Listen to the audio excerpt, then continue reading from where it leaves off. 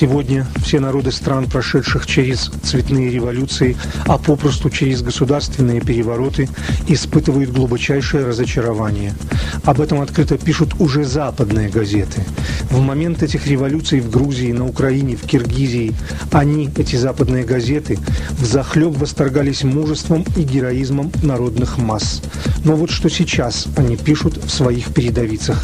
И я хочу, чтобы для нас, белорусов, эти статьи из западных газет стали уроком накануне наших президентских выборов. Итак, британская газета «Independent» от 23 ноября 2005 года в статье, посвященной годовщине оранжевого переворота в Киеве, пишет, я цитирую, «Год спустя оптимизм народа скис вследствие обвинений в адрес руководителей оранжевого правительства в том, что они не сумели покончить с тотальной коррупцией, против которой вели агрессивную и активную революционную кампанию». Конец цитаты. Точно такие же оценки звучат в прессе Германии, США и ряда других западных стран. Вот цитата из редакционного комментария известной испанской газеты «Эль Паис» от 24 ноября 2005 года с характерным названием «Оранжевое разочарование». Я снова цитирую статью.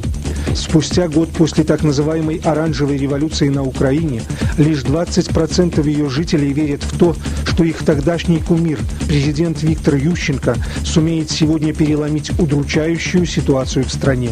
Украина стала классическим примером того, как быстро сходят на нет триумфальное бурление народных масс, а вместе с ним и энергия миллионов людей, уверовавших в то, что Ющенко с телегеничной Юлией Тимошенко, чей союз закончился впечатляющим разрывом в октябре месяце, навсегда изменит их судьбу и судьбу Украины.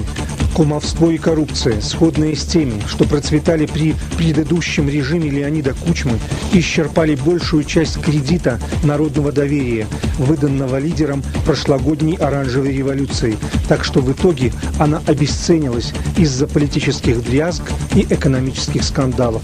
Конец цитаты. А вот статья в австрийской газете «Стандарт», статья от 30 января 2006 года, она называется «На Украине только мороз и разочарование». Журналистка задает вопрос, что принесла Украине оранжевая революция, и сама же отвечает на него – разочарование и бедность.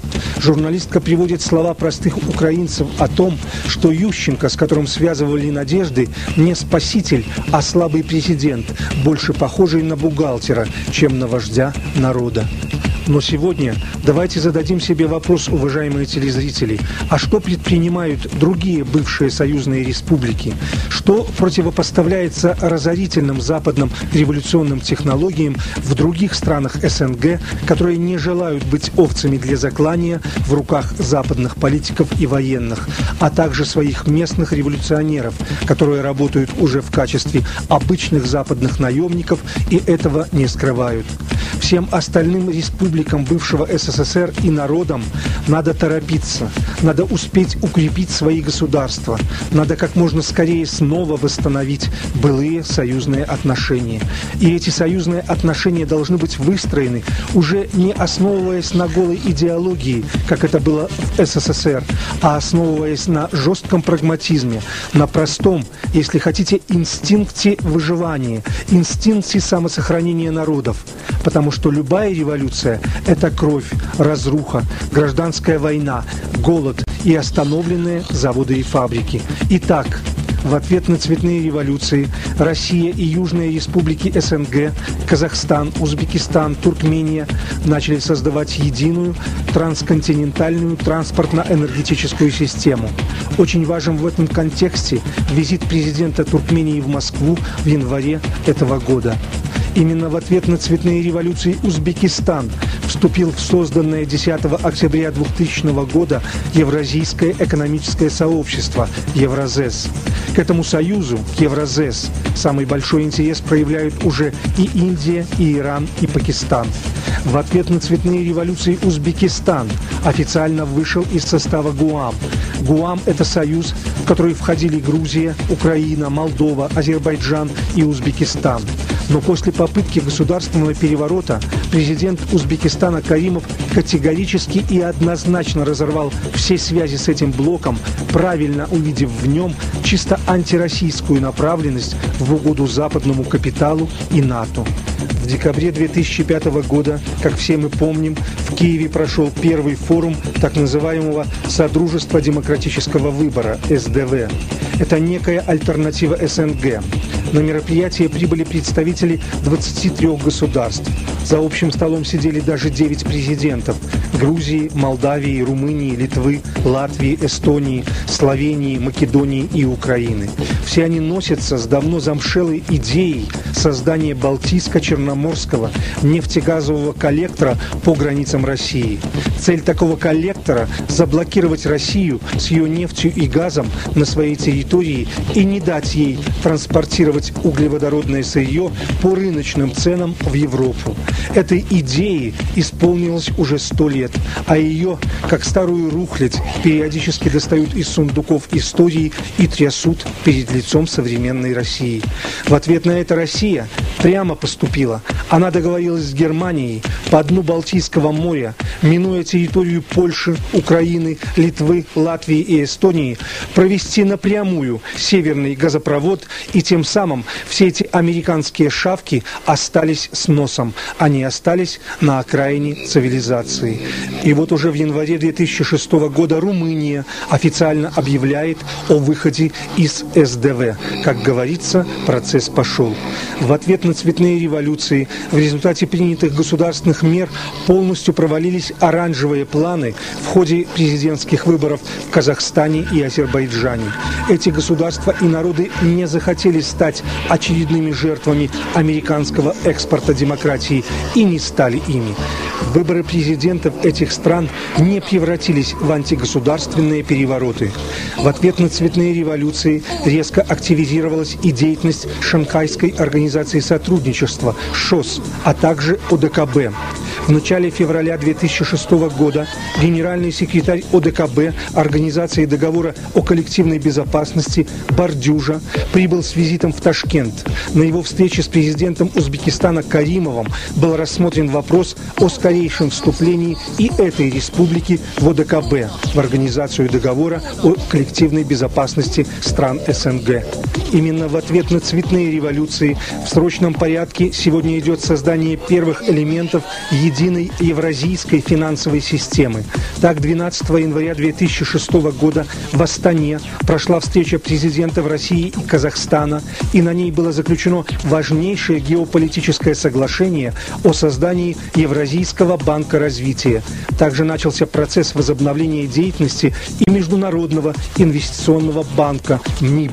Это не что иное, как бывший банк СЭФ, Содружество экономической взаимопомощи времен СССР. Началась активнейшая и гуманитарная интеграция СНГ. Договоренность об этом была достигнута 8 мая 2005 года в Москве в специальной декларации. Государства-участники Содружества уделяют сегодня приоритетное внимание вопросам сотрудничества в гуманитарной сфере, включая вопросы культуры, национальных традиций, языков, науки, образования, архивов, информации и массовых коммуникаций, спорта, туризма и молодежного движения. Но при всем при этом мы должны знать и помнить, что и Запад не спит ни минуты. Так недавно в Киеве состоялась встреча директора ЦРУ с президентом Ющенко. Впервые в истории Центрального разведывательного управления руководитель этого ведомства приехал в другую страну именно для того, чтобы встретиться с президентом другой страны. О чем они вели переговоры, я надеюсь, все мы очень легко можем догадаться. Не секрет, что на усиление антироссийского движения ЦРУ расходует сегодня более $1 миллиарда в год. РУХ, УНАУНСО на Украине. Все эти организации еще со времен Горбачева финансируются ЦРУ, а верхушка этих националистических структур состоит на службе американского правительства и тоже откровенно этого не скрывает. На таком фоне очень уместно процитировать очень характерные и в высшей степени откровенные слова Збигнева Бжезинского, одного из ведущих американских геостратегов. Он сказал их на заседании Американо-Украинского совещательного комитета по случаю присвоения ему звания «Почетный гражданин города Львов». Вот слова этого почетного гражданина Львова, сказанные им в феврале 1999 года. Я цитирую. «Задание нашего Американо-Украинского совещательного комитета – это перспективное планирование в отношениях между США и Украиной. Моя роль как лидера этого комитета сводится к тому, чтобы еще глубже заниматься делами будущего развития Украины во имя интересов Америки. Важно то, чтобы Украина постоянно и последовательно шла на Запад, ибо если она этим будет пренебрегать и не определиться как среднеевропейское государство, ее будут втягивать в сферу влияния России. Новый мировой порядок при гегемонии США создается против России, создается за счет России и создается на обломках России. Украина для нас – это форпост Запада». И далее здесь же Збигнев Бжезинский продолжает по поводу Украины и России. Я снова цитирую.